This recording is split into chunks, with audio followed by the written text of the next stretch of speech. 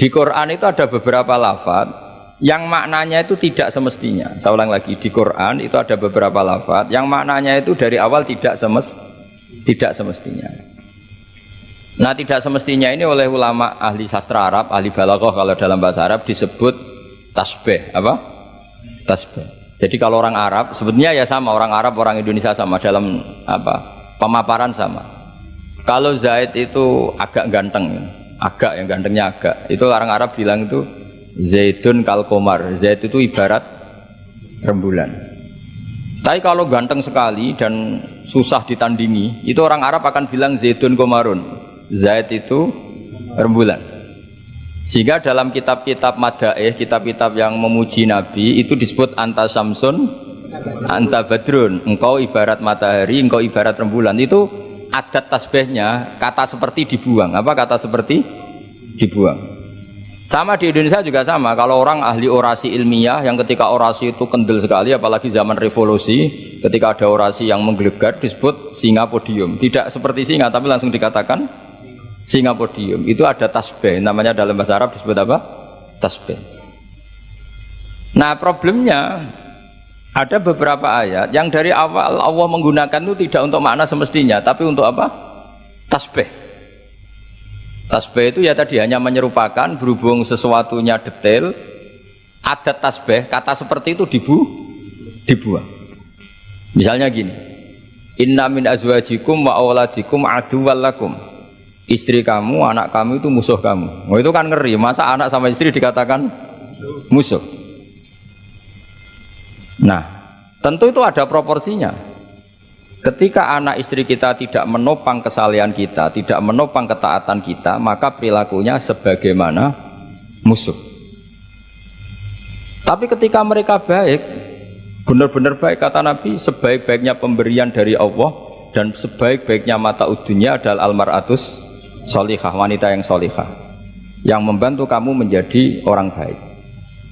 Artinya apa? Ada proporsi di mana perempuan digelari musuh, distatuskan musuh. Ada proporsi di mana perempuan berstatus pembela atau penopang ketaatan. Ya sudah seperti itu. Nanti kalau baca Quran, baca hadis seperti itu. Di mana wanita dipuji maknanya kayak apa? Ketika dikritik maknanya kayak apa? Lelaki juga gitu sama. Sehingga banyak ulama yang merumuskan hubbul mal misalnya, mencintai harta. Itu hukumnya gimana? Ya kalau untuk kebaikan ya baik, kalau untuk keburukan ya buruk. Nah, makanya innama amwalukum wa auladukum fitnah. Harta kamu, anak kamu itu ujian. Nah, ini penting sekali dikenalin sehingga Quran itu tidak saling bertabrakan. Ya, Quran itu tidak saling bertabrakan. Di ayat ini perempuan dipuji, di ayat ini perempuan dikritik. Misalnya tadi inna min azwajikum wa auladikum aduwwal lakum, tapi ada ayat fassolihatu qanitatun hafidzatul lil ghaibi bima hafidza. Perempuan itu luar biasa, penjaga kedamaian, penjaga kehormatan, itu luar biasa dipuji.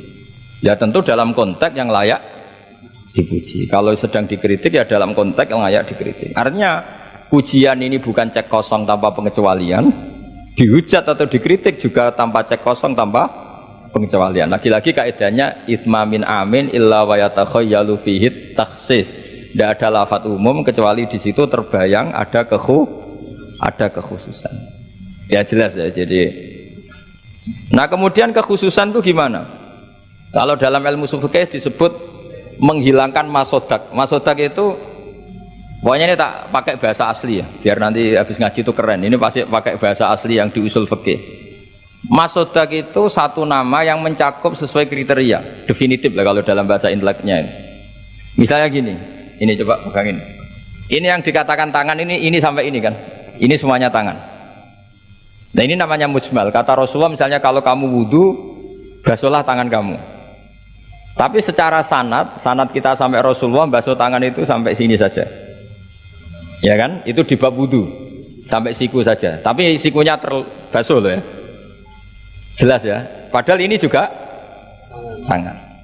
Tapi di bab qat'u yadis sarik, di bab memotong tangannya pencuri, wasariqu wasariqatu faqta'u aydiyahuma, orang kalau mencuri dalam ajaran Islam atau negara Islam dipotong tangan. Segini apa hanya segini? Sampai gelang kaki apa mata ini namanya? Pergelangan apa sampai sini? Pergelangan. Padahal kalimatnya ya faqta'u aydiyahuma, maka potonglah tangannya. Tapi ternyata di bab potong tangannya pencuri di negara Islam hanya pergelangan, tapi di wudu sampai siku. Lalu kalau mau tanya ukurannya apa Gus? Ya itu ukurannya ngaji tadi. Ya ukurannya ngaji memang nggak bisa dijelaskan. Kalau nggak paham jangan protes terus. Ya sudah seperti itu. Apalagi misalnya di Quran disebut jika kamu tahallul dari haji maupun umroh, mukhallikina ru'usakum, itu lafadznya mukhallikina ru'usakum, memotong kepala. Masa setelah haji dibantai kan enggak? Nah itu ru'us di situ itu dengan makna apa? Rambut. Lalu pertanyaannya harus semua apa sebagian? Nah itu kan masalah. Nah itu namanya mujmal. Mujmal itu lafadz yang umum, masodak kalau dalam bahasa Arab. Kemudian kita mencari-cari sanad. Saya ulang lagi, kita mencari-cari sanad sampai Rasulullah dulu beliau maknanya kayak apa.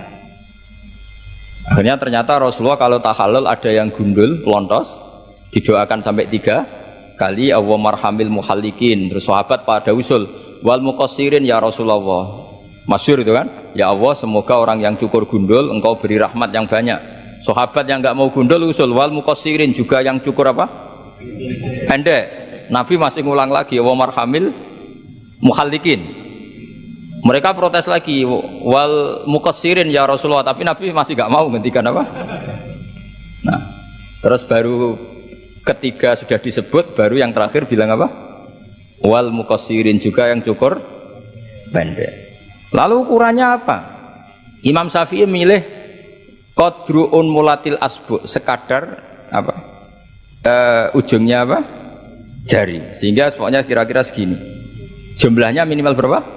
3. Nah seperti itu mau tidak mau lafadz itu mujmal. Kita tidak pernah bisa tahu tanpa sanad ke Rasulullah Shallallahu Alaihi Wasallam, karena Nabi yang punya otoritas litubayyina linnasi ma nuzzila ilaihim. Kamu Muhammad yang punya otoritas menjelaskan apa yang saya turun